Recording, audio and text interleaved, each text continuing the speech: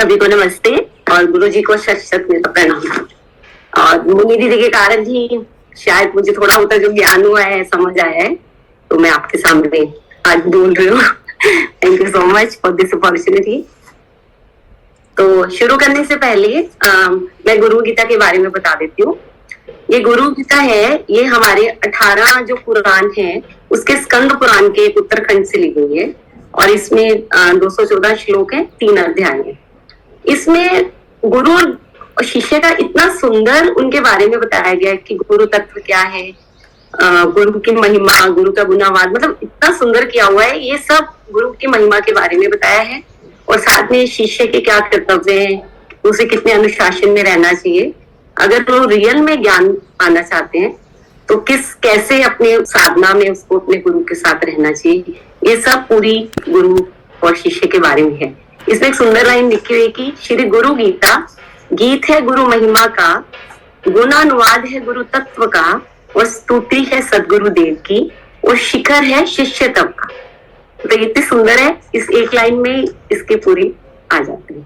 तो चलो अब पहले गुरु जी के उससे शुरू करते हैं, वंदना से स्टार्ट करते हैं। गुरुर्ब्रह्मा गुरुर्विष्णु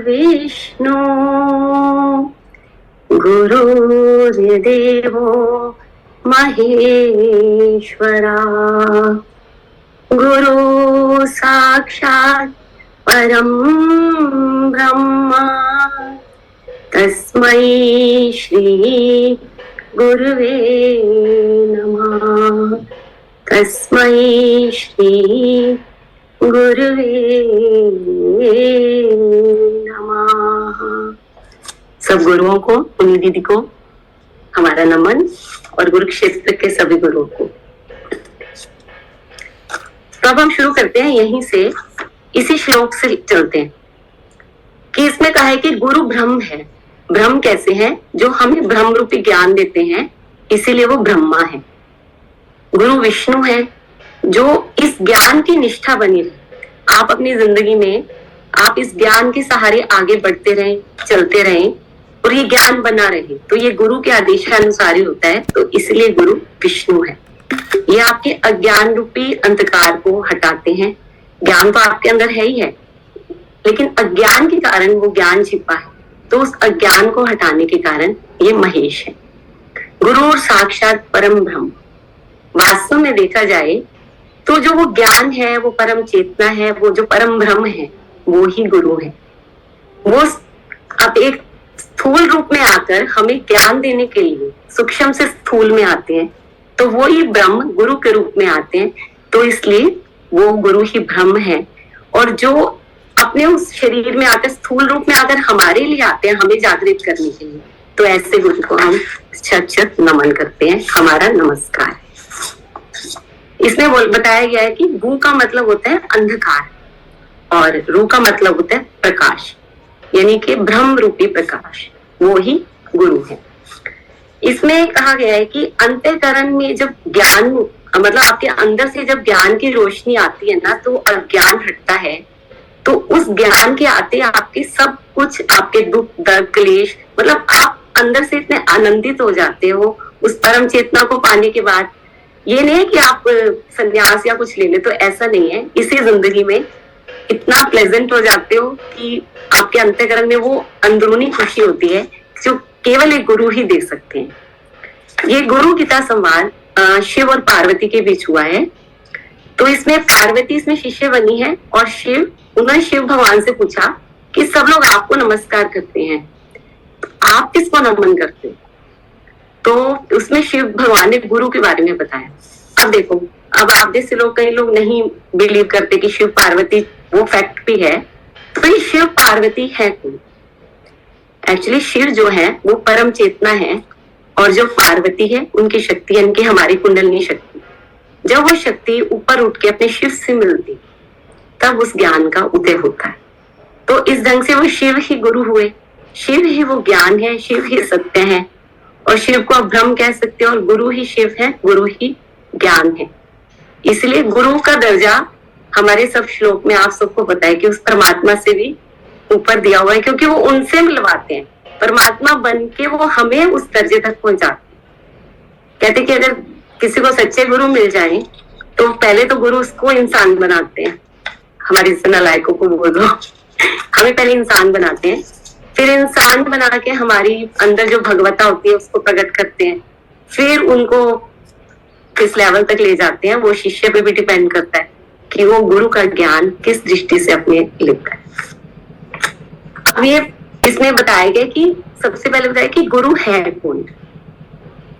अभी हमने बोला कि ज्ञान ही गुरु है, आत्मा ही गुरु है, और ये ही गुरु बुद्धि है। आत्मा का मतलब शुद्ध में, उस शुद्ध मैं को जानने के लिए आपको वास्तव में गुरु भी ऐसे चाहिए कि जो खुद जागृत हो, जो ब्रह्म ज्ञान से हो।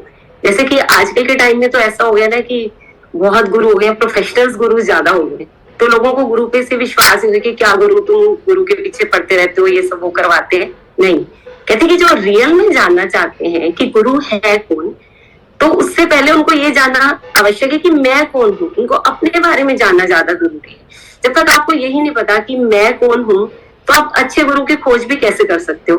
पहले आपके अंदर ये इच्छा आनी चाहिए कि मैं कौन हूँ, और अपने आप को जानने की इच्छा आनी चाहिए कि फिर वो आप गुरु को ढूंढोगे तो 100% आपको मिलेंगे, और गुरु ही आपको अपने आप ही ढूंढ लेते हैं। अब स्वामी विवेकानंद जी ने, आप सबको पता है, दीदी ने कितनी बार बताया कि 50 गुरु उनके थे, तो यकीन उसमें लिखा हुआ है कि वो ना गुरु को, संत समाज इतना डरने लग गया था उनसे, वो किसी के पास जाते तो उनका गला पकड़ लेते थे और बोलते थे कि तुमने भगवान को देखा है। तो सब डरते थे उनसे, जिससे नहीं देखा तो आंख में आंख कैसे मिलाएंगे। तो जिससे वो रामकृष्ण परमहंस जी के पास गए, तो वो परमहंस जी नदी के किनारे टहल रहे थे, तो उन्होंने जाते ही विवेकानंद जी ने उनका गला पकड़ा और बोला कि क्या आपने भगवान को देखा है। उनकी आंखों में आंखें मिलाई। अब परमहंस जी निर्भीक थे, उन्होंने नेचुरली, वो तो मिले हुए थे, उन्होंने एकदम से एट ए टाइम उनका गला पकड़ा विवेकानंद जी का और आंखों में आंखें डाल के बोला, हाँ मैंने देखा है और मैं अभी भी देख रहा हूँ। तो ये सुनते ही विवेकानंद जी उनके पैरों में गिर गए। तो वहां जाके उनको लगा कि हाँ, कि मैं सच में अब परम गुरु के पास आया हूँ। तो जब गुरु की हुई तो देखो, गुरु ने विवेकानंद जी को भी, नरेंद्र जी था जिनका नाम, विवेकानंद जी को कहाँ से कहाँ ले गए। ये होते सच्चे गुरु के लक्षण। लक्षण क्या होते हैं? सच्चे गुरु को देखते ही उनका जो असली शिष्य जो खोजना चाहता है ना, वो ढूंढ ही लेते हैं। ये है गुरु, और ये है गुरु बुद्धि। गुरु बुद्धि मतलब जिस बुद्धि से आप अपने असली गुरु को पहचान लेते हो, इसमें है गुरु बुद्धि। अब इसमें कहा गया है कि गुरु के नाम का चिंतन, शिष्य के लिए गुरु के नाम का चिंतन जरूरी है। अब गुरु के नाम का चिंतन देखा जाए तो आजकल फिर ना वो गुरु जी अपना नाम दे देते हैं, तो सब माला फिरते हैं। वो गुरु के नाम का चिंतन है। गुरु तो ज्ञान है। गुरु जो आपको ज्ञान देता है उसका चिंतन करें। गुरु जो आपको बताते हैं, क्या ज्ञान दिया है, इस मन बुद्धि शरीर के बारे में जो कुछ बताते हैं, वो जिस पढ़ना नहीं होता उसके बारे में चिंतन करना, उसकी साधना होती है। ये होता है गुरु चिंतन। और गुरु का चिंतन करने से ही आप उस पथ पे आगे बढ़ते हो, और उस पथ पे आगे बढ़ने के लिए भी एक गुरु ही आपको ले जा सकते हैं।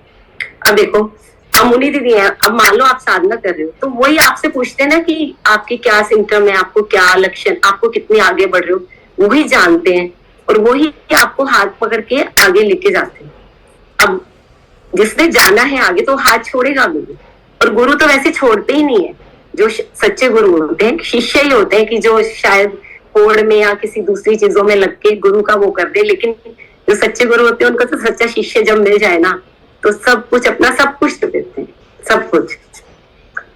इसमें कहा है कि गुरु ही गया है, गया जहां हम पिंडदान करवाते हैं।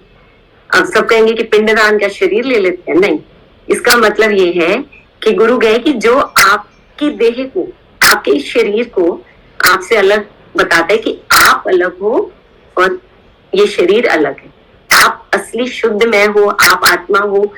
आपको वो सब सिखाता है कि जो इस देह से अलग करती है सारी चीजें।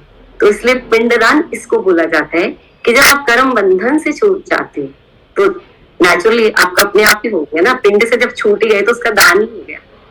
तभी तो किसी जैसे जो ये संप्रदाय बनते हैं, किसमें करते हैं, इनका पिंडदान पहले ही करा दिया जाता है। उस देह से पहले इनकी वो कर दी जाती है ताकि वो आगे बढ़े, जो शिष्य होते हैं। ये होता है पिंडदान। कहते कि नानक जी ने जब अंगद जी को नानक जी ने लहना जी का नाम अंगद रखा था। किस लिए रखा था? कि जो गुरु के अंग लग के बदल गए, इसलिए उनका नाम अंगद रखा गया था। कहते कि अगर सच्चे गुरु के प्रति श्रद्धा हो तो अपने आप को संसार से मुक्त समझे। गुरु के प्रति चाहिए क्या? गुरु के प्रति अगर आपका समर्पण हो ना, एक विश्वास, तो आप कुछ भी कर सकते हो। मतलब कुछ वो पा सकते हो जो मतलब कोई सोच भी नहीं सकता कि मैं इस लेवल तक हम जा सकते हैं। इम्पॉसिबल, वो भी पॉसिबल है। इसमें एक श्रद्धा थी। लहना साहब की एक स्टोरी है बहुत सुंदर, कि सच्ची श्रद्धा थी लहना साहब में। क्या हुआ, नानक जी बड़े रहते थे बड़े शुद्ध स्वभाव में। तो एक बार उनके सब शिष्य बैठे थे, तो नानक जी को पता नहीं क्या सूझी, थोड़ी देर अंदर गए और बाहर आए तो उन्होंने अपने सारे बाल अपने फेस पे रखे थे और बिखराए हुए थे और उनके कलर डाला हुआ था, हर कलर। और वो ना बड़ी पागलों जैसी हरकतें कर रहे थे, पत्थर ले आए बहुत सारे और सबको मारने लगे। उठते ये करते रहे तो शिष्य सारे भागे। उन्होंने कहा कि नानक जी को क्या हो गया, नानक जी तो पागल हो गए हैं, ये हो गए हैं। सब वो पत्थर मारते रहे और भागते रहे, लेकिन लहना वो वहीं खड़े रहे। वो धीरे धीरे आगे बढ़ते रहे और गुरु जी को अपने देखते रहे। तो उन्होंने नानक साहब जी ने चिल्लाया कि तू क्यों नहीं जा रहा? तो वो फिर भी वहीं खड़े रहे। अंगद जी ने लहना जी ने देखा कि कोई भी पत्थर उनको लग नहीं रहा, उनके आसपास से निकल रहे। तो गुरु के पास आके उनके चरणों में गिर पड़े। तो गुरु ने उनको बोला, नानक जी ने, कि सब चले गए, तुम क्यों नहीं गए? तो लहना ने बोला कि जिसका मैंने हमेशा सुंदर स्वरूप देखा है, आज इतना अलग स्वरूप में नानक साहब जी का देख रहा हूँ, गुरु का, अपने गुरु का, तो ये स्वरूप भी तो कितना सुंदर है। मतलब उनको कहते इस अलग स्वरूप के दर्शन मुझे कब होंगे? मुझे अब हो रहा है तो मुझे देख तो लेने दो, मैं क्यों जाऊं इसको छोड़ के। तो वो सुनते ही नानक जी ने उनको गले लगा लिया और कहते हैं कि लहना साहब जी को लेके फिर वो उस दिन के बाद, क्योंकि उन्होंने ना उस दिन सच्चा शिष्य ही ढूंढना था अपना, उनको लेके एकांत में चले गए थे। और जब 2-3 दिन या 4 दिन बाद या आई डोंट नो मतलब कितने दिन बाद जब वो उनको लेके आए बाहर, तो उनका नाम अंगद रख दिया गया था और उन्होंने उनको अपना अगला वो घोषित कर दिया था उत्तराधिकारी। तो ये थी सच्ची श्रद्धा। और उस कहते हैं कि उसके बाद लहना जी भी पूरे बदल गए, टोटली, बिल्कुल जैसे कि अंग लग के बदलना होता है ना, अंगद ही हो गए। तो उसके बाद क्या हुआ, उनको जब उत्तराधिकारी बन के बिठाया गया तो नानक जी ने सोचा कि अब ये उनके गुरु बन गए हैं, मतलब। तो उन्होंने ना उनका पैर छू दिया लहना साहब जी का। तो उनको इतना वो लगा, उन्होंने कहा कि इस पैर की इतनी जरूरत थी, इसने मेरे गुरु के हाथ लगवाए। तो अंदर से उन्होंने अपनी वो कहते कि इस पैर को कोड़ो। तो कहते हैं कि थोड़े टाइम बाद उसमें बहुत बड़ा घाव निकला था उस पैर में, और लहना जी ने उस घाव को कोई पट्टी नहीं की, कोई मरहम नहीं की। जब उनको लोग बोलते थे कि इस पे इतना वो निकल रहा है, कहते कि इसकी यही सजा है, इससे मेरे गुरु से पैर अपने आप को हाथ लगवाने की हिम्मत की। ये थी श्रद्धा। तो देख लो, श्रद्धा से तो लहना साहब तो बड़े सीधे साधे थे, किस लेवल तक उनको गुरु ले गए। ये थी गुरु नानक जी की, कि गुरु के प्रति सच्ची श्रद्धा हो, समर्पण हो, तो गुरु वो दे देते हैं, वो दे देते हैं जो इस संसार से, तो क्या इस ब्रह्मांड से ही परे की चीज।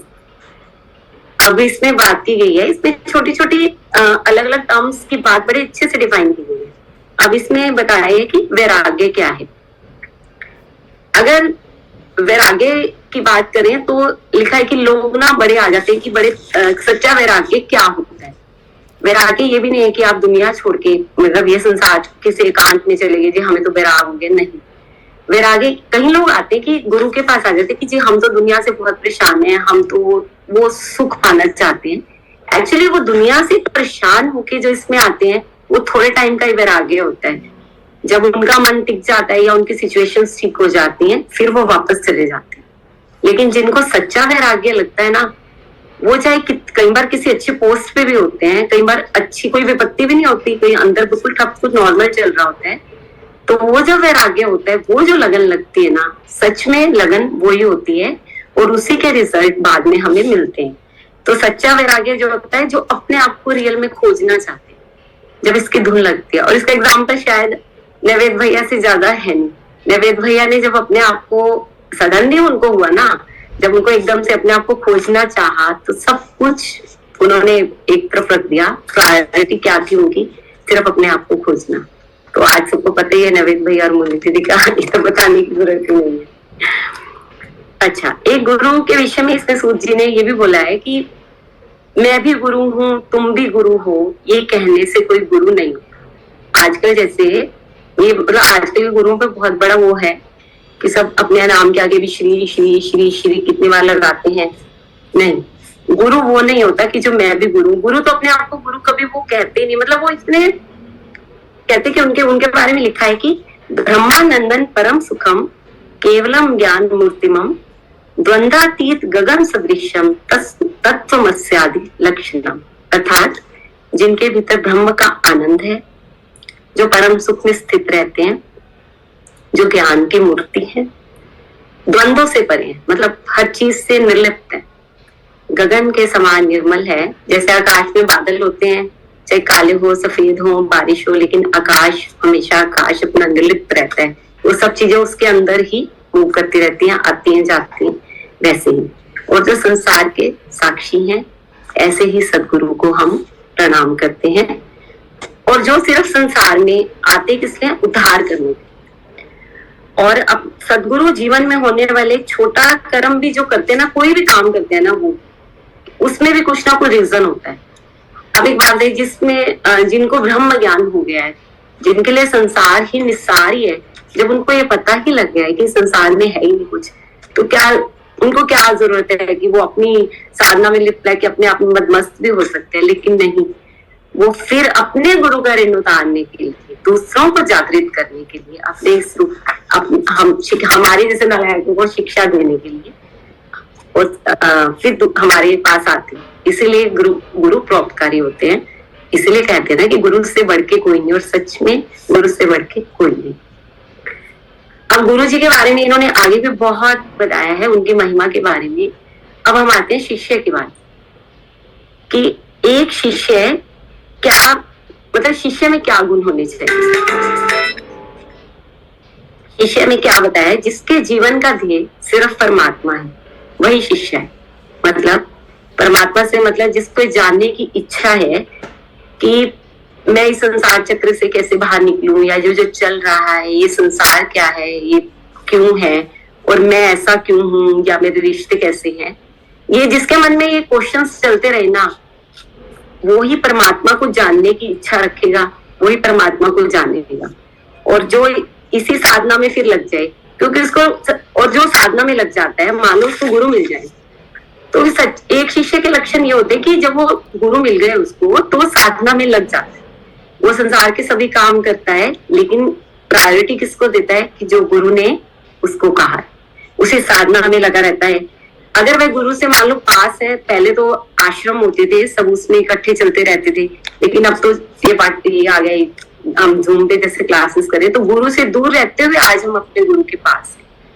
तो वो शिष्य के बारे में कहा गया है कि उसको अपने गुरु की कही हुई बातों पे हमेशा ध्यान रखना चाहिए। जो वो कहते हैं उन साधना पे, अगर वो वास्तव में साधना करना चाहते हैं, तो उनको सीरियसली उस पथ पे चलना चाहिए। उन्हें ये नहीं सोचना चाहिए कि इसका टाइम तो मेरे पास है नहीं, भी मैं ये तब करूंगा। नहीं, जो उन्होंने कहा है, जैसे कहा है, उसको वैसे ही करें। कहते कि गुरु के सानिध्य में रहने से तो होती है कि पास रहोगे तो और भी है। जैसे कि एग्जाम्पल हो, आप मान लो आप बीमार हो, अब आप हॉस्पिटल जाओ और बाहर से इमारत देख के आ जाओ कि चलो जी हॉस्पिटल के दर्शन हो गए तो मैं तो ठीक हो जाऊंगा। ऐसे नहीं ठीक हो सकते ना, जब तक आप अंदर नहीं जाओगे, दवाई नहीं लोगे। ऐसे ही कहते हैं कि गुरु के ज्ञान रूपी दवाई जब तक आप नहीं लोगे, तब तक आपका अज्ञान रूपी रोग कभी दूर नहीं होगा। ये सबसे बड़ी टॉन्टिंग वैसे उस पर की हुई है कि जब हम जैसे गुरु पूर्णिमा या गुरु जी आते तो हम सभी लोग आ जाते हैं उसमें कि हम जानते हैं कि गुरु जी के हम चरण धोएंगे, ये करेंगे, लेकिन जो वो कहते हैं उसको फॉलो नहीं करते हम। मतलब उसको फॉलो तो करना नहीं है, आपने केवल चरण धोना और वो करना है, और जो वो ज्ञान दे रहे हैं अगर आप उसको फॉलो करो तो गुरु तो वास्तव में उस पर खुश होते हैं।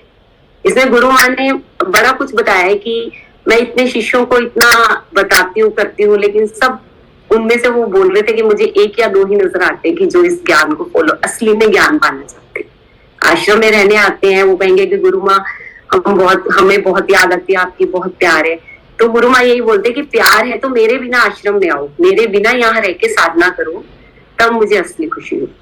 और यही एक शिष्य के लक्षण है कि वो अपनी साधना में ही लगा रहे।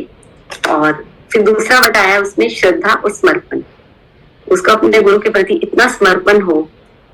एक मतलब कहते हैं कि कि जो वो गुरु कह रहे हैं बस वो ठीक है। जैसे हमारे अब भक्ति पे जो आए हुए भक्ति मार्ग में, रियल भक्ति भी तो समर्पण ही है ना। आप किसी भी मार्ग पे हो, भक्ति मार्ग पे हो, किसी पे भी हो, समर्पण तो हर जगह चाहिए। कर्म पे तो कर्म के प्रति समर्पण चाहिए। तो गुरु के प्रति समर्पण ही आपको ला सकता है। आप कितने मर्जी मतलब वेद पुराण पढ़ लो, उनमें भी छिपा यही ज्ञान है, लेकिन उस ज्ञान को समझने के लिए आपको गुरु तो चाहिए ही चाहिए। एक सच्चा गुरु अपने शिष्य को जब वो ज्ञान समझाता है तो शिष्य लेने का भाव रखे, अच्छा और समर्पण से गुरु के चरण पास रहे, तो वो हमेशा कुछ ना कुछ पाए। कहते हैं कि अगर गुरु कृपा हो जाए ना तो शिष्य भी तत्वज्ञानी हो जाते हैं। तो इसमें बताया गया कि अगर शिष्य को तत्व ज्ञान मिल गया, मान लो उसको बहुत ज्ञान हो गया है, तब भी गुरु उसके हमेशा गुरु ही रहेंगे।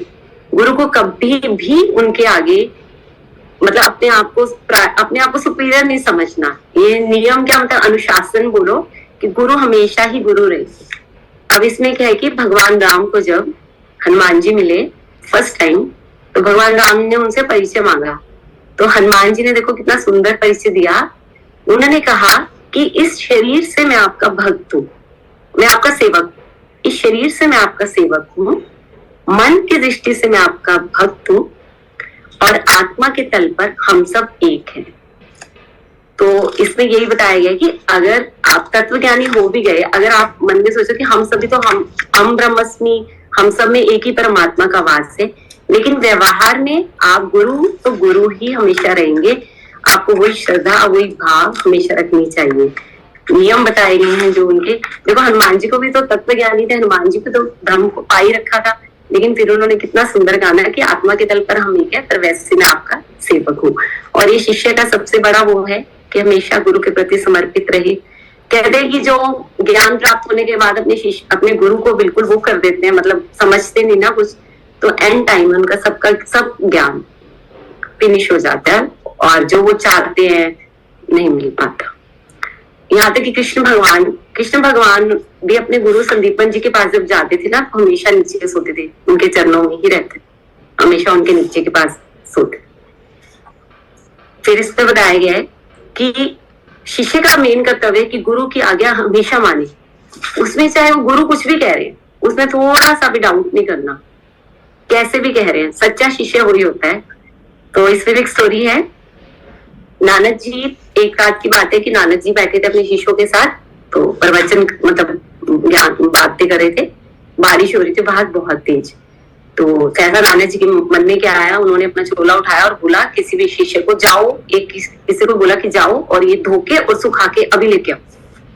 तो सब कहने लगे ये क्या हो गया नानक जी, इतनी तेज बारिश में, पहले तो धुलेगा ही नहीं, हम जाएंगे गिल्ले हो जाएंगे, फिर धुलेगा फिर सूखेगा कैसे, बिल्कुल ही नहीं सूख सकता। लेकिन वही लहना जी उठे, उन्होंने कुछ नहीं सोचा, उन्होंने गुरु जी के हाथ से चोला लिया और चले। 2 घंटे बाद, जब वो 1-1.5 घंटे बाद वो आ गए, वो चोला बिल्कुल सूखा हुआ, बिल्कुल फ्रेश और सूखा हुआ आया, उन्होंने लाके नानक जी को दे दिया। तो और आके चरणों में गिर के वो रोने लगे। तो शिष्य बड़े हैरान, वो देखने लगे कि ये कैसे पॉसिबल है। तो लहना साहब जी ने कहा कि गुरु ने तो मुझे कहा क्या, मैं तो जहाँ नदी के पास ये चोला धोने गया तो वहां तो इतनी तेज धूप खिली हुई थी कि 1 घंटे में इतना सूरज तेज था कि 1 घंटे में मैं भी सूख गया और कपड़े भी सूख गए, सब कुछ ऐसे हो गया। वो रोए जाए वो तो सब समझ गए। अब हमारे मतलब आजकल के जो बुद्धिजीवी लोग कह लो या इंटेलिजेंट लोग कह लो, जो लॉजिक ढूंढते हैं हर चीज में, वो कहेंगे ये कैसे पॉसिबल है, तो कपोल कल्पना है, ये तो सब स्टोरीज लिख देते हैं लोगों को पागल बनाने के लिए। लेकिन नहीं, जो गुरु ब्रह्म है, जिन्होंने पूरी सृष्टि के ही निर्माता है, जो पूरी सृष्टि को जानते हैं, वो कुछ भी मैं तो इम्पॉसिबल है ही। हाँ, एक्चुअली जो झूठ है हम उसको सच मानते हैं। अब ये दुनिया जो झूठ है या निस्सार है, हम इसको सच मानते हैं सबको, और जो सच है हम उसको झूठ मानते हैं। यही तो चल रहा है एक चक्कर ना, उसी सच को झूठ मानने में और झूठ को सच मानने में हम उलझे पड़े। इन्होंने बताया है शिष्य के लिए कि गुरु के सामने हमेशा दास्य भाव में रहे, देने के, गुरु हमेशा देने को तैयार रहता है और शिष्य को हमेशा लेने के लिए तैयार रहना चाहिए। गुरु के सामने दास्य भाव में रहे तो गुरु भी उन्हें संत बना देते हैं, हर स्थिति में शांत रहना सिखा देते हैं, इसमें रहा है कि गुरु के वचनों को खाली शब्दों को नहीं, हमें अर्थ को समझना है। गुरु जो कहते हैं खाली शब्द शब्द नहीं, उनके अर्थ को हमें अपने अंदर लेके जाना है कि वो कहना क्या चाह रहे हैं। उनसे क्वेश्चन पूछो, उनका अपना निदान करो चीजों का। गुरु इतने अच्छे से समझाते हैं। इसमें होता है कि कहते हैं कि गुरु, अगर आपकी गुरु के प्रति सच्ची श्रद्धा है तो कहते हैं कि गुरु के आसपास है। और आपका सबसे इसमें मेन पार्ट बताया गया कि आपका चित्त शुद्ध होना चाहिए, उसमें लेने की बहुत कसक होनी चाहिए और इतना शुद्ध भाव होना चाहिए। तो कहते गुरु के पास रहते आप गुरु के कपड़ों से, मतलब उस ब्रह्म के कपड़ों से, उनसे भी आपको वस्तु मात्र से भी ज्ञान हो जाता है। तभी तो कहते थे ना कि गुरु का प्रसाद किस लिए बोला जाता था। वो प्रसाद इसलिए तो होता है वो कि उनमें उनके वो भाव, उनका वो एनर्जी होती है। मतलब उस ढंग से समझ लीजिए आप कि उसके खाने मात्र से भी हमारी बुद्धि निर्मल होती है। जैसे इसमें क्या होता कि जनाबाई नामदेव जी थे और जनाबाई बहुत सीधी सादी उनकी भक्त थी, उनको ज्ञान नहीं था, मतलब बहुत ही भोली थी। तो जनाबाई उनके कपड़े धोने का काम करती थी नामदेव जी का। तो एक दिन वो जब नामदेव जी कपड़े लेके गए नदी के किनारे, तो उनके कुर्ते पे एक दाग लगा हुआ था। तो उन्होंने बहुत मसला, तो दाग नहीं उतरा। तो जनाबाई ने सुना हुआ था, स्थिति तो थी कि जो मुंह की लार होती है ना, स्लाइवा, इसमें ना कुछ एसिडिक होता है जिससे वो उतर जाता है दाग। तो उसने अपने थोड़ी सी थूक लगाया और रब किया, तो हल्का हल्का हल्का हो गया वो दाग। तो उसने क्या करा, वो दाग वाले हिस्सा पूरा मुंह में ले लिया। उसे क्या पूरे पे लगेगी तो आप यकीन मानोगे पूरा मुंह में लेते ही जनाबाई को वहीं पे समाधि लग गई थी। वो 3 घंटे तक नदी से कपड़े धो के नहीं आई। तो जब उनके पास वहां के ब्राह्मण गए, उन्होंने फटाफट नामदेव जी को बोला कि जनाबाई जी को तो वो एक ही आपका कपड़ा मुंह में ले रखा है और एक ही उसमें बैठी हुई है। तो नामदेव जी तो तभी समझ गए। तो उन्होंने कहा चलो जनाबाई जी का तो उद्धार ही हो गया है, उनको तो ज्ञान ही हो गया। तो वहां पे जो दूसरे लोग थे जो इतने टाइम से उनके पास आ रहे थे, वो कहते ऐसे कैसे होता है, जनाबाई जी को तो कुछ पता भी नहीं है, वो तो सिर्फ कपड़े होते हैं, उनका तो दिमाग कहाँ है इतना जो इस ज्ञान को समझ सके। लेकिन नहीं, नामदेव जी तो सब समझ गए थे। फिर वहां पे गए तो जनाबाई को ज्ञान हो चुका था। जनाबाई जी उस टाइम समाधि। ये है गुरु और गुरु की प्रसादी मात्र का, उनके पास रहने का। तभी तो गुरु की सेवा करने के लिए जो शिष्य रखे जाते हैं उनका उद्धार हो ही जाता है ना, क्योंकि हर टाइम उनके भावपूर्ण उसमें रहते हैं। अब इसमें कहा गया है कि हम इस मतलब हम जन्म लेते तो हमारे, आप सबको पता है, ज्ञान मार्ग भी है सब लोग, कई जन्मों के संस्कार होते हैं, पिछले जन्मों की वासनाएं होती हैं। हम यहाँ कुछ पूरी जिस सेंस में आते हैं पूरी करने आते हैं। अगर आपको इस जन्म में गुरु मिल गए ना, तो कई बार तो ऐसा होता है कि सच्चे गुरु के मिलते ही कई जन्मों के आपके सारी वासनाएं वैसे वो तृप्त कर देते हैं। इसमें भी आपको पता है लहरी महाशय जी को जब बाबा जी ने शिक्षा दी थी, तो उनको दीक्षा देने से पहले उन्होंने उनकी कई जन्मों की, एक वो थी राजा बनने की, एक महल खड़ा करा था जहाँ वो राजा थे, दास दासी थी, सब था। तो क्षण भर में वो सारी वासनाएं उनके तृप्त करके सब कुछ, कई जन्मों का सब कुछ पूरा करके फिर उनको दीक्षित दिया था। तो ये है कि गुरु के इसमें कि गुरु ऐसे होते हैं कि जो आपके कई जन्मों के वो करके भी आपको इस संसार भव सागर से पार कर देते। फिर आता है इसमें गुरु से बढ़ के क्षमाशील कोई नहीं है। वाक्य में गुरु क्षमा कर देते हैं कि आपकी कोई भी कितनी भी बड़ी गलती हो, गुरु क्षमा करते ही करते हैं, क्योंकि उनका ध्येय ही सिर्फ शिष्य को आगे बढ़ाना है। तो उनके छोटे छोटे अवगुणों को माफ करना, अवगुण मेरे चित्रा धरो बोलते हैं ना। तो इसमें ऐसे कि स्वामी दयानंद जी का आपको पता है, दयानंद सरस्वती को उनके रसोई ने जहर दिया था। तो दयानंद जी ने मुझसे पूछा, बुलाया कि तुमने खाने में क्या मिलाया। तो वो रोने लग गया कि हाँ मैंने मिलाया। वो बहुत रोया। तो उन्होंने, दयानंद जी ने उसको पैसे निकाल के दिए अपनी जेब से कि आप जाओ और भाग जाओ यहाँ से, नहीं तो मेरे शिष्य आएंगे तुम्हें मार डालेंगे। तो उसने कहा कि नहीं, मुझे तो मर जाना ही अच्छा है। कहते कि नहीं नहीं नहीं, तुम जाओ बस मेरे लिए, ठीक है। मतलब उनका, जिन्होंने उनको जहर दे दिया उसके, उनको भी उनकी जान की भी फिक्र है। उन्होंने पैसे दे रसोइयों को भगा दिया, बाद में कुंजल करके उन्होंने अपना सारा जहर तोड़ दिया, ठीक भी हो गए थे। लेकिन आप ये देखिए कि कैसे उन्होंने अपने खाना बनाने वाले रसोइयों को भी मतलब माफ कर दिया। ये होते, एक होता है कि गुरु मतलब मृत्यु के भय से भी आपको बचा लेते हैं। मृत्यु के भय का मतलब है कि गुरु आपको वो ज्ञान देते हैं कि जिसमें पता लग जाता है कि जब मृत्यु, जन्म ही नहीं है, मृत्यु नहीं है, वो तो हम रहेंगे, तो मृत्यु का भय अपने आप ही खत्म हो गया। वो आपको इस लेवल तक ले जाते हैं कि इस संसार में जितने भय हैं, जितने सब हट जाते धीरे धीरे धीरे धीरे धीरे। ऐसे नहीं कि आपको गुरु मिले और आपको फटाफट फट सब कुछ चीज हो गया, नहीं, वो आप पे डिपेंड है, आपकी मन स्थिति पे डिपेंड है कि आप कितनी साधना में रहते हैं और किस ढंग से उनको ले रहे हैं और कितना कर रहे हैं, कितना समझ रहे हैं, कितना चिंतन कर। गुरु के पास शिष्य ना 3 चीजें लेके आते हैं जो असली शिष्य, सजग शिष्य होते हैं। और जागृत गुरु वही जिन्हें गुरु ज्ञान है, जो ज्ञान के ब्रह्म के अधिकारी हैं कि मैं कौन हूँ। जो शिष्य है उसी शिष्य को परम शिष्य कहा गया है, जो 3 क्वेश्चन लेके आता है उनके पास। मैं कौन हूँ, परमात्मा कौन है, संसार क्या है और क्यों है। और कहते हैं कि जो गुरु इनका तीनों का आंसर दे देते हैं और जो वाक्य जिस वाक्यों में आंसर देते हैं उसको महावाक्य कहा जाता है, और वो गुरु ही परम गुरु होता है।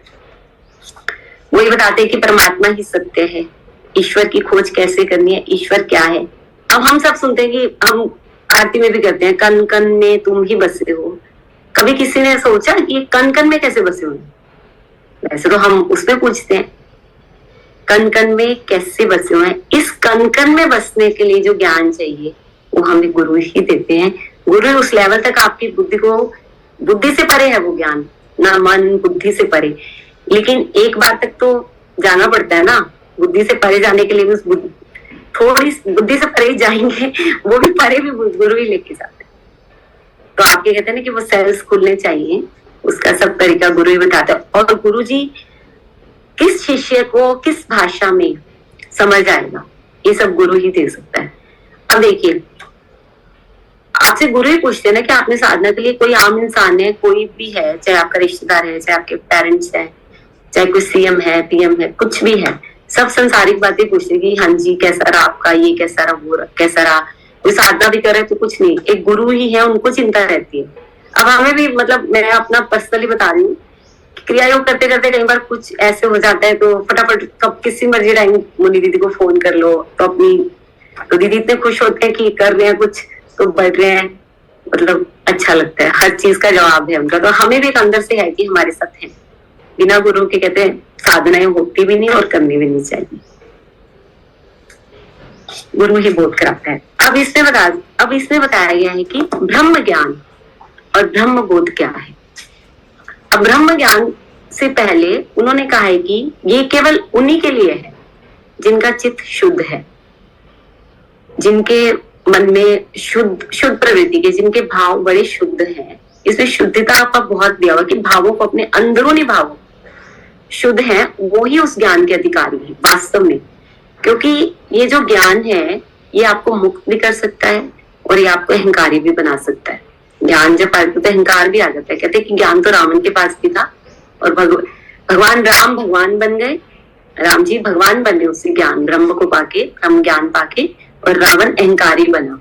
रावण को ज्ञान था लेकिन रावण को क्या भगवान थोड़ी बोला जाता है, उनको शिव का सेवक बोला जाता है और शिव भक्त बोला जाता है, वेदों का ज्ञाता बोला जाता है, इंटेलिजेंट बोला जाता है, लेकिन उनको भगवान नहीं बोला जाता। गुरु ही हमारी भगवता को प्रकट करती है। गुरु, जब भगवान राम भी जब अपने गुरु के पास गए थे तो तब उन्होंने वहीं पूरा ज्ञान पाके, चाहे वो उसी स्थितियों में पैदा हुए थे, ब्रह्म ज्ञानी थे, भगवान ही थे, क्योंकि भगवान इसीलिए थे कि वो ब्रह्म ज्ञान के साथ ही अवतीर्ण हुए थे। और जो उन्होंने करा वो एक सिंपल वो नहीं कर सकते, तो ब्रह्म ज्ञानी कुछ भी कर सकते। अब गुरु तत्व, यही गुरु तत्व है, यही ज्ञान, ये ब्रह्म का ज्ञान जानना ही गुरु तत्व है। हमारे अपने तत्व को जानना, गुरु तत्व मतलब उस ज्ञान को जानना। तो कहते हैं कि गुरु तत्व को कौन जानना चाहते हैं, ये सबके मन स्थिति पे डिपेंड करता है।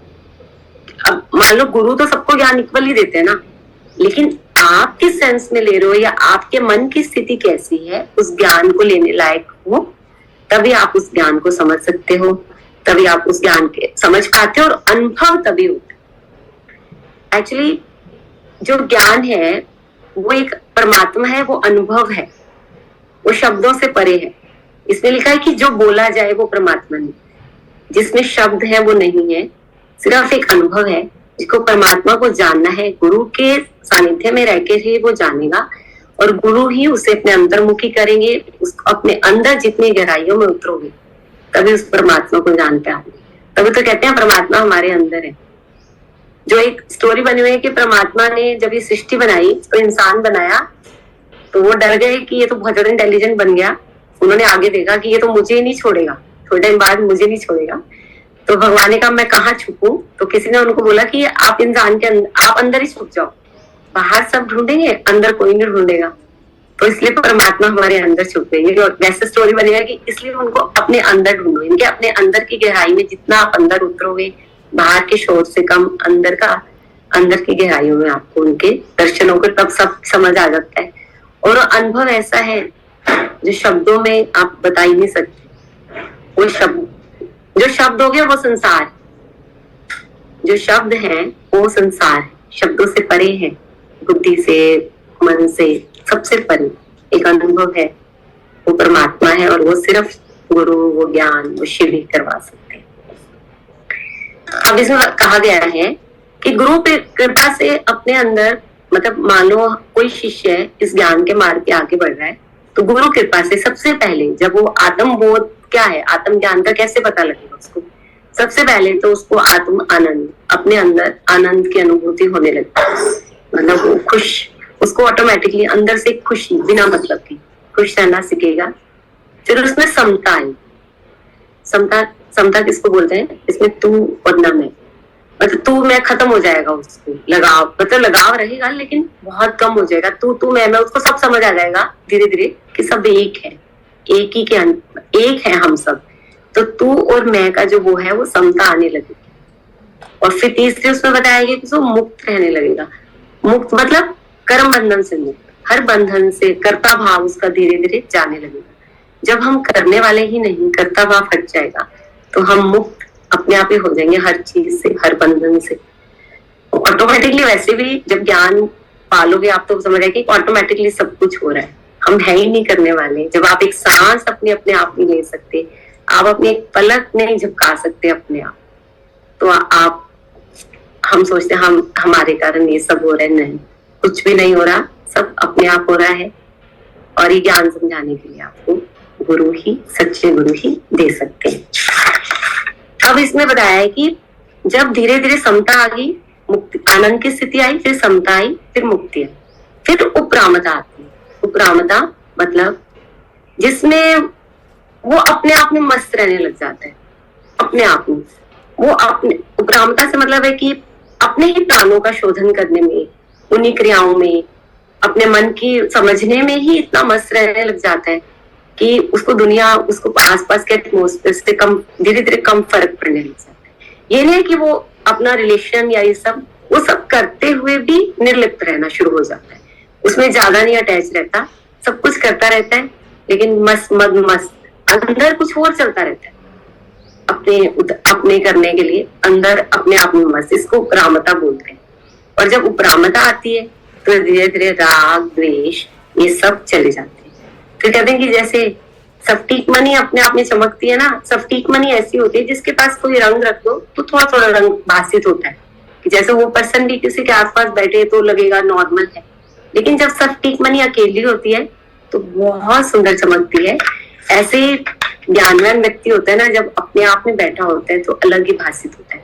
तभी तो गुरु के पास जाके कई बार ऐसे नहीं होता है कि उनके एनर्जी से आप बिल्कुल अलग सा हो जाता है, सब कुछ मन शांत हो जाता है, मन में विचार कम हो जाते हैं। तो गुरु ऐसे हैं जो अपने शिष्य को, मतलब मैं कहूंगी सफटीक मनी बनाते हैं। जैसे जैसे आप, अब आत्मा क्या है, अब इसे बताया कि आत्मा वही ज्ञान, इसी के बारे में बार बार बताया गया, उन चीजों को डिफाइन किया गया है कि किसी को कोई चीज समझ आ जाती है। आत्मा क्या है कि आत्मा रूप नहीं, शब्द नहीं, शक्ल नहीं, सूरत नहीं, जो बोला जाए वो आत्मा नहीं, खुदा शब्द खुदा नहीं, राम शब्द राम नहीं, जो बोलने में आए वो संसार है, वो परमात्मा नहीं। परमात्मा जाना नहीं जा सकता, सिर्फ अनुभव किया जा सकता है। जब तक तुम अंदर नहीं उतरोगे, अंतर्मुखी नहीं होंगे, तुम्हारी मन नहीं टिकेगा, मन नहीं टिकेगा तो आपकी चेतना जागृत नहीं होगी। और जब तक चेतना जागृत नहीं होगी तब तक आप इस ज्ञान को नहीं पा सकते, आप उसको नहीं समझ सकते। अब इसमें बताया है कि गुरु आपका परम मित्र होता है। एक मित्र की क्या क्वालिटीज होती हैं कि जिससे आप फ्री होकर बात कर सको, आप अपने मन की सारी बातें, एक मतलब इतने पेरेंट्स से भी हम बात मतलब बच्चे बात करते जितने अपने मित्र से बात करते, तो गुरु से बढ़ के परम मित्र कोई नहीं। लेकिन शिष्य माने तब मतलब, तो उसमें शिष्य के बारे में बताया कि गुरु को परम मित्र माने तो शिष्य का कर्तव्य बनता है कि गुरु से कुछ भी ना छुपाए, हर चीज अपनी जो भी है हर चीज उसमें गुरु के समक्ष रखे। अगर वो जो मन में सोचता है या कहता है, गुरु से मतलब गुरु के हर चीज दिल साफ रखे, गुरु अपनी कोई चीज भी छुपाए। अब इन्होंने कहा कि गुरु की महिमा का कितना बड़ा वो है कि जैसे कीड़ा भ्रमर होता है ना, आप गुरु के पास रहते रहते चेंज हो जाओगे। कहते हैं ना कि संगत का असर बहुत पड़ता है। तो आप किसी गुरु के सानिध्य में रहे या उनसे दूर है तो उनके अकॉर्डिंग मतलब उनके साथ जैसे जो कहते हो साधना रत रहे, तो आप में चेंज आएगा ही आए धीरे धीरे। बस आपके मन में उसकी इच्छा होनी चाहिए, चाह होनी चाहिए। कि जैसे कीड़ा भ्रमर होता है ना, एक भ्रमर है कीड़े को उठा लाता है और उसको डंक मारता है और फिर उसके आसपास राउंड राउंड लेता रहता है, गुंजन करता रहता है भ्रमर वाले। तो वो जो कीड़ा होता है ना, वो डंक के लगने के डर से ना वो भी भंवरे जैसे गुंजन निकालने लग जाता है, तो वो कीड़ा भ्रमर बन जाता है। तो वो कीड़ा भी भ्रमर बन जाता है गुंजन के कारण। तो ऐसे ही इसमें बताया कि ऐसे अगर आप किसी गुरु, अच्छे गुरु मतलब हमारे गुरु के सानिध्य में रहोगे, गुरु के पास रहोगे, उनकी साधना में रहोगे, तो आप में चेंज आएगा ही आएगा। धीरे धीरे बदल ही जाओगे, आपके ट्रांसफॉर्मेशन हो ही जाएगी और होती है। हमें इसका देता जाता एग्जाम्पल ट्रांसफॉर्मेशन का। 1 ईयर पहले मतलब मैं क्या थी और 1 ईयर के बाद इतने चेंजेस, टोटली चेंज हो गया। हर चीज सोचने का नजरिया, लाइफ के प्रति जीने का नजरिया, हर चीज। और इसमें थैंक यू है मुनि दीदी को जिन्होंने हमें इस लायक समझा। आप उनके पास पे चले। अभी एक छोटा ब्रेक ले लेते हैं, बहुत अच्छा चल रहा है, पर अभी लोगों के कुछ क्वेश्चंस होंगे, कोई कुछ शेयर करना चाहता है, तुम्हें भी थोड़ा सा रिलैक्स मिल जाएगा। ठीक है, और everybody is enjoying like anything. Yes बहुत ही बढ़िया हाँ, बहुत बढ़िया रीना, रियली कहते हैं ना मंत्रमुग्ध। मुझे इसको ये तोड़ने का भी मन नहीं कर रहा था, मैंने कहा नहीं, बीच में एक बार एक छोटा सा थोड़ा ब्रेक सबको चाहिए, फिर मैं बोली नहीं, चलो चलते रहो। Reena, beautiful, and thank you for talking soft, slowly. Yeah. Because Reena, you talk very fast. That is. I'm your level. आज बहुत धीरे बोल रही है, बहुत अच्छा बोल रही है। थैंक यू सो मच, आप सब मुझे सुन रहे हो। बहुत अच्छा, नहीं बहुत ही अच्छा जा रहा है। और मैं एक चीज़ रीना की शेयर करना चाहती हूँ। देखो जैसे वो रीना बता रही है ना शिष्य के गुणों में, और ये चीज़ होती ही है, मतलब एक आपके अंदर एक क्वालिटी होती है जो पकड़ी जाती है। जैसे जब सीमा ने पानीपत में रिट्रीट रखी थी, लास्ट ईयर की बात है ना रीना, राधिका की एंगेजमेंट कब हुई? लास्ट ईयर का। तो जब रिट्रीट रखी थी तब तक कुछ नहीं था, लेकिन रिट्रीट रखने के बाद जिस दिन रिट्रीट थी उसके अगले दिन इसकी बेटी की एंगेजमेंट थी। ओके, अब सोचो उसकी बेटी की कल एंगेजमेंट है और वो अपना फ़ोन घर में छोड़ के रिट्रीट अटेंड कर रही थी। घर में रिश्तेदार आए हुए हैं, सब लोग ढूंढ रहे हैं रीना कहाँ है। मैंने कहा कोई और होगा ना, वो बोलेगा अच्छा मेरे चाचे के फूफी के वो आए हुए हैं इसलिए हम आज नहीं आ पाए, है ना। बिल्कुल एक्सक्यूज मुझे मिले थे मुझे कंगा जितना क्रेज था उस चीज का, फिर मैं चली गई। मैंने कहा देखा जाएगा जो होगा। 2-3 करी तो थोड़ी देर अटेंड थी, 2-3 घंटे कर ली थी बस, फिर मतलब मन बहुत था। पर पता क्या है, देखो ये बहुत छोटी बात नहीं है रीना, ये समझने की बात वही है कि जब आपकी मतलब ये प्रायोरिटी जब कुछ और होता है ना, तो फिर वो चीज़ें बहुत फास्ट होती हैं। लेकिन जब तक हमको कोई ना कोई एक्सक्यूज़ मिलती रहती है, ये नहीं हो पाया, वो नहीं हो पाया, मतलब अभी प्रायोरिटी उतनी आग नहीं लगी। कहने की बात ये है कि आग उस लेवल तक नहीं पहुंच पाती। नहीं, मुझे भी मुनि दीदी के बारे में बताऊं, जो इसमें गुरु की खासियत लिखी है ना, मतलब मुझे पर्सनली जब मैं ये पढ़ रही थी ये, तो मुझे जैसे हम अब नेचुरली आपके माइंड में ऑटोमेटिकली चलता रहता है कि तो दीदी में भी वो सब क्वालिटीज हैं। मतलब कोई भी जैसे कहते हैं ना कि इसमें कि बिल्कुल किसी भी टाइम फोन कर लो, बड़े आराम से, चाहे कितना बिजी हो, पूरी शिष्य को लगे ना कि वो परम मित्र है, तो सच में एज अ फ्रेंड है दीदी। इनसे बात करके हमें ऐसे लगता है कि मैं अपने गुरु से भी ऊपर, मतलब ऐसा लगता है कि अपने फ्रेंड से बात करें, इतना फ्री हो जाते हैं हम। और वही सब क्वालिटीज है गुरु में जो होनी चाहिए, जो ये सेशंस लेती हैं, जो बाहर जाकर रिट्रीट्स कराती हैं, सिर्फ हमारे लिए ना, कि हम लोगों में से कोई भी कुछ सीख जाए, कुछ कर जाए। तो वो सब गुरु के लक्षण भी गुरु गुनी दीदी में है। बस बाकी लोग कुछ शेयर करना चाहते हैं, पूछना चाहते हैं, तो गुरु के बारे में सोच रहे, शांत हुए हैं। चलो, अब इसमें कहा गया है कि गुरु में ना 6 गुणों से संपन्न होते हैं गुरु जो होते हैं: ज्ञान, ऐश्वर्य, वैराग्य, यश, लक्ष्मी और मधुर वाणी। संसार तो माया के पीछे भागता है, माया में यही सब चीजें, हमें पैसा चाहिए, धन चाहिए कहते हैं, लेकिन अगर हम परमात्मा के पीछे भागे ना, तो ये सब चीजें ऑटोमेटिकली आपके पास आई जाएंगी। आपके पास ऐश्वर्य, यश, लक्ष्मी सब ऑटोमेटिकली आ जाएंगी, सिर्फ आपके अंदर चाह होनी चाहिए परमात्मा को पाने। फिर इसमें कहा कि गुरु की मधुर वाणी। मधुर वाणी का मतलब ये नहीं है कि गुरु जी की आवाज अच्छी है या गुरु जी गाना बहुत अच्छा, मतलब संगीत बहुत सुंदर गाते हैं। मधुर वाणी वो नहीं होती। मधुर वाणी वो होती है कि जो आप चाहते हो, मान लो आपको ज्ञान पाना चाहते हो, तो वो ज्ञान दे रहे हैं, तो आपको ऑटोमेटिकली मीठा ही लगेगा ना, जो आप चाह रहे हैं। गुरु की वाणी में मतलब वो शब्द जो उन शब्दों से आपको ज्ञान देते हैं, वो मीठे लगते हैं, क्योंकि आप उस चीज को लेना चाहते हो, आप उस चीज को पाना चाहते हो। अब जब गुरु का ज्ञान पाके कोई ब्रह्म ज्ञानी हो जाता है, तो उसके लक्षण बताए गए हैं इसमें। पहले तो वो बताए थे कि समता, उपरामता, ये सब आती है। फिर में एक ब्रह्म ज्ञानी के लक्षण है, वो तो ये था कि जब वो ब्रह्म ज्ञानी बनने के बीच का पार्ट था कि समता आने लगते, उपरामता, ये सब। लेकिन जब वो ब्रह्म ज्ञानी बन जाता है, तो उसके क्या लक्षण? जब ब्रह्म ज्ञानी बन जाता है, तो उसके लक्षण है कि वो एकांत में रहना शुरू कर देता है, एकांत रहता है, अकेला एकांत। अब एकांत से सबके मन में आ गया कि वो अकेले कमरे में रह रहा है, या अकेले मतलब कहीं चला गया है, अकेला रहना उसको भीड़ भाड़ से नहीं, वो एकांतवास नहीं कहा जाता। एकांत होता है जब आपके मन में कोई भी ना हो, मन में किसी एक के लिए भी जगह ना हो, जहाँ एक का भी अंत हो, उसको एकांत कहा जाता है। मन में कोई जगह ना हो। अब कोई सन्यासी चला गया, जी हम तो एकांतवास हो रहे हैं, हम तो पहाड़ों में जाके शांति में रहेंगे। जब तक आपके मन में शांति नहीं है, आप कहीं भी रह लो, जब संसार आपके मन में है, सब कुछ आपके मन में है, तो आप शांति पा ही नहीं सकते। शांत मिलती है इस मन को समझने से। जब इस मन में कोई, कितनी अच्छी बात है ना, एक का भी अंत, उसको बोलते हैं एकांत। हरे कुछ भी ना हो, जहाँ मन शांत हो, तो इसका मतलब कि वो कहीं भी, कहीं जगह भी होता है, तो वो एकांतवासी, मतलब वो शांत रहता है। किसी भी जगह जाए, भीड़ में जाए, शोर में जाए, शराबे में, कोई फर्क नहीं है, अपने अंदर अपने आप मदमस्त है। फिर दूसरा है कामना रहित, शांत, चिंता रहित और ईश्वरी। कामना मतलब इच्छा। ब्रह्म ज्ञानी में इच्छाओं का खत्म हो जाता है। एक्चुअली चाह एक ऐसी चीज है, इच्छाएं मतलब चाह बोल दो, इसको इच्छा बोलो, सबसे ज्यादा यही है जो हमें, हमारे संस्कार हमें बांधती है। हमारी इच्छा ही हमें वापस लेके आती है। एक संत ने कहा, चाह चूड़ी, चाह चमारी, चाह नीचन की नीच, तू तो अपने आप में ब्रह्म ही है। ब्रह्म ही था जो चाह ना होती बीच। मतलब वो कहते कि अगर ये इच्छा ना होती ना, इच्छाएं, आप ब्रह्म में होते।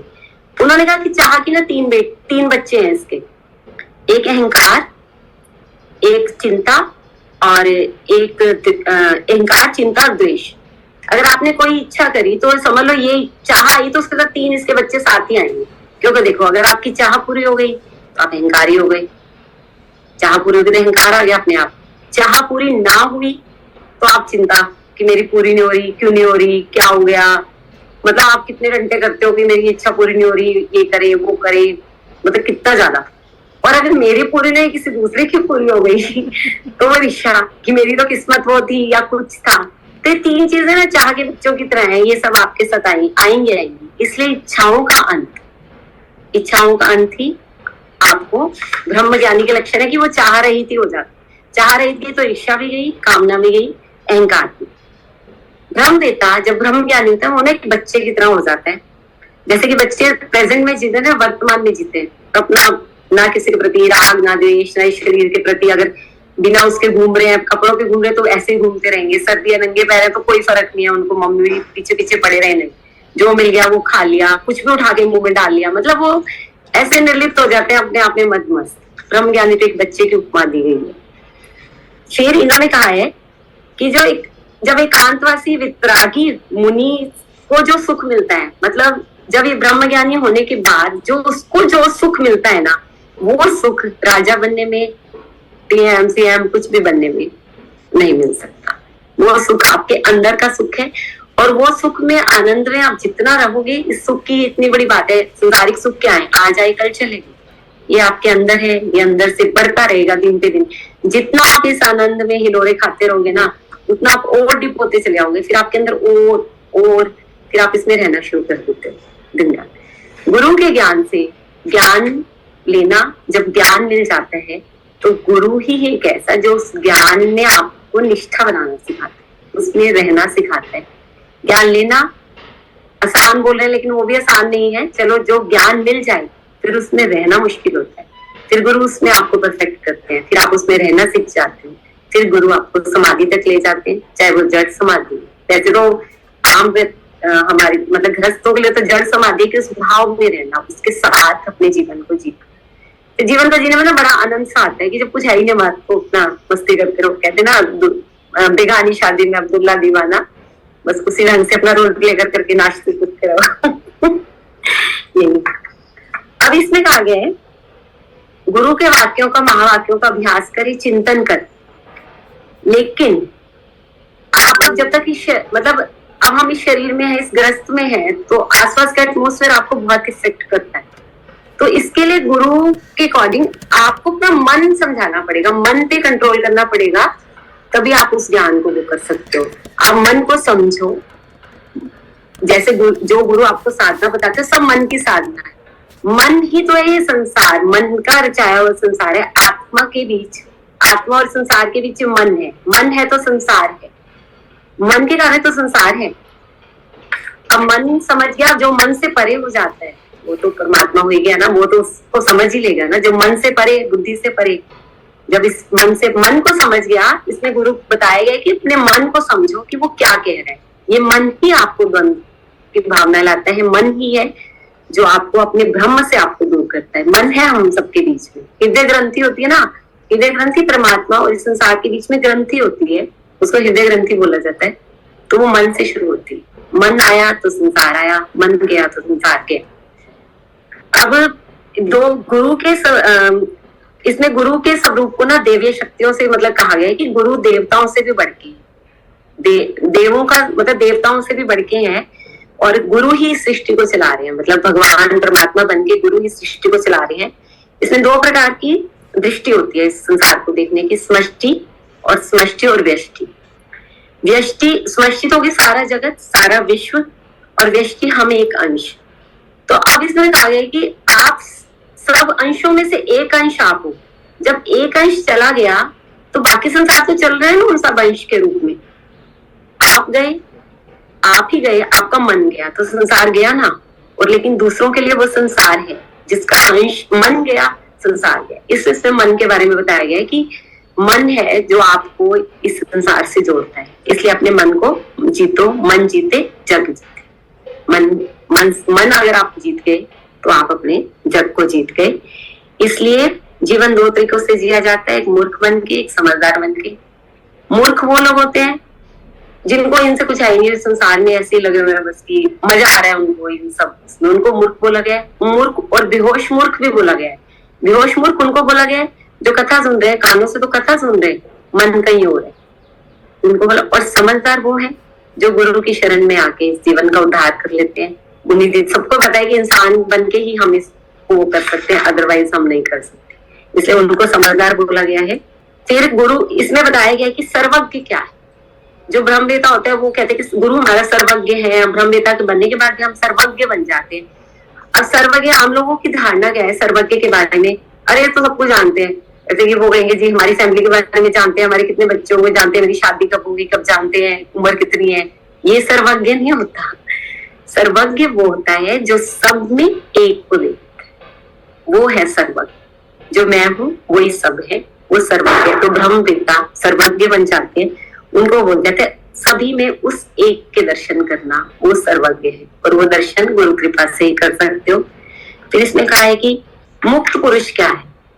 जो हर स्थिति में, हर समय में, हर जगह पे आनंद रहे, मुक्त रहे, आनंदित है, सुख है, दुख है, कुछ भी है, उसको मुक्त पुरुष बोला गया है। तो अब इसमें बोला गया है कि सच्चे ज्ञानी बनने के लिए आपको गुरु की बहुत बहुत जरूरत है, और जागृत गुरु ही आपको सच्चा वो कर सकते हैं। धन्य है वो लोग जिनको गुरु दीक्षा मिलती है। अब दीक्षा क्या होती है? अब दीक्षा तो आम लोगों में तो ये है कि चलो जी हम गुरु दीक्षा ले आए, गुरु धार लेते हैं, नॉर्मल ना बनाओ कि गुरु ना धार लेते हैं। गुरु धारने की चीज नहीं होती। गुरु दीक्षा किसको बोला जाता है? कोई मंत्र लेना गुरु दीक्षा नहीं है। दीक्षा होती है जब गुरु के मन से शिष्य का मन जुड़ जाए, शिष्य ने सच्चे मन से उनको अपना गुरु स्वीकार किया, और गुरु ने उसको शिष्य स्वीकार किया। शिष्य ने तो मान लिया गुरु है, लेकिन जब तक गुरु उस शिष्य को स्वीकार ना करे ना, तब तक वो नहीं कर सकते। वो दीक्षा मानी जाती है जब गुरु उस शिष्य को स्वीकार कर ले और दिल से दिल का तरंग जुड़ जाए। तो कहते हैं कि फिर गुरु के जितने भी गुप्त वो भी होते हैं, गुप्त तरंग होती है, वो शिष्य कहीं दूर भी रहता तो ऑटोमेटिकली पहुंचती है। ये होती है गुरु दीक्षा। कहते हैं जब महर्षि रमन थे, जब वो बैठे थे जिस रूम में वो प्रवचन मतलब बैठे थे, तो कई लोगों को जो उनके शिष्य होते दूर बैठी, कहते कि उनसे समाधि का अनुभव होता था। उनको रमन जी के पास आते ही ऐसे लगता था कि उनके विचार थम गए। ये है गुरु दीक्षा, ये है गुरु प्रेम। जब हमारे मन के तार, गुरु के तार, उन तारों से जुड़ जाए और तब गुरु दीक्षा सार्थक मानी जाती है, और यही में सच्ची गुरु दीक्षा होती है। मंत्र लेना दीक्षा नहीं है, गुरु के कहे शब्दों पे चलना, उनको भगवान के प्रति मतलब उनके प्रति समर्पण भाव रखना, ये दीक्षा होती है। और मैं ये कहना चाहूंगी कि गुरु मिलते हैं जिनको लगता है कि गुरु खोजने बड़े मुश्किल है। इसमें गुरुजीएफ की कथा, एक कहानी है कि कैसे समर्पण भाव की, बड़ी सुंदर है ये।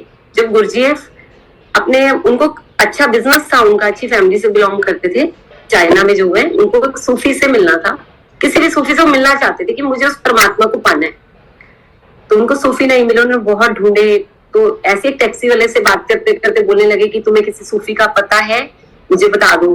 तो वो कहता हाँ मैं जानता हूँ, बहुत बहुत शांत बड़े मतलब सूफी हैं। वो ले जाते हैं एक पुरानी सी बिल्डिंग में घर पे, तो वहां जाके वो देखते हैं कि एक सूफी बैठे थे, तो एक संत बैठे थे बड़ी शांत निर्भीक से, और शिष्य बैठे थे उनके। तो उसको देखते हुए हैरान रह जाते हैं कि ये तो वही बंदा है जिनके मैं रोज चाय पीने जाता हूँ। सूफी को ढूंढते ढूंढते वो एक जगह चाय पीने जाते थे, तो वो चाय वाला ही वहां पे वो सूफी थी। तो वो बड़ा हैरान होते हैं, लेकिन उसको ये था कि इनमें कुछ है, जैसे कि वो तरंग से तरंग जुड़ती है ना, मतलब वो ढूंढना चाहते थे। तो उन्होंने कहा कि मैं उसको जानना चाहता हूँ, खोजना चाहता हूँ। तो उन्होंने कहा ठीक है, तुम खोजना चाहते हो तो तुम अब कल से मेरी चाय के स्टॉल पे आ जाना।